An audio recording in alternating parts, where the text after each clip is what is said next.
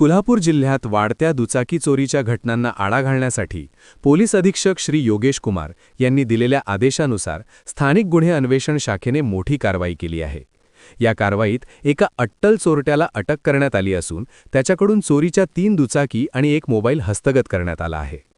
स्थानिक गुन्हे अन्वेषण शाखेचे पोलीस निरीक्षक श्री सुशांत चव्हाण यांच्या मार्गदर्शनाखाली पथक गस्त घालत असताना पोलीस अंमलदार गजानन गुरव आणि विशाल खराडे यांना गुप्त बातमीदारामार्फत माहिती मिळाली।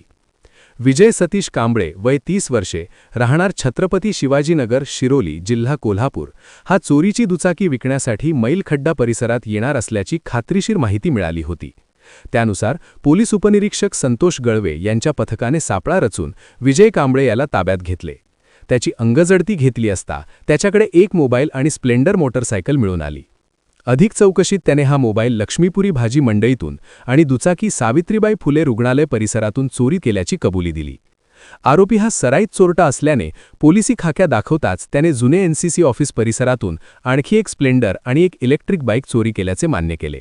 पोलिसांनी एकूण 3 दुचाकी आणि 1 मोबाईल जप्त केला आहे। यातील काही गुन्ह्यांची नोंद जुना राजवाडा आणि लक्ष्मीपुरी पोलीस ठाण्यात आहे। उर्वरित वाहनांच्या मालकांचा शोध पोलीस घेत आहेत।